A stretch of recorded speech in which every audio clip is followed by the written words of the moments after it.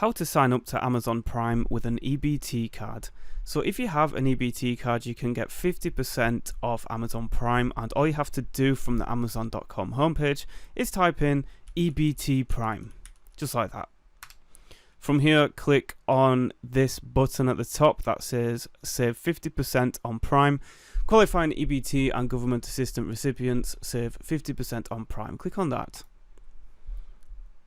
So from here, you just click on start the 30-day free trial, and after this 30-day free trial period, you then pay $6.99 a month instead of the standard $14.99.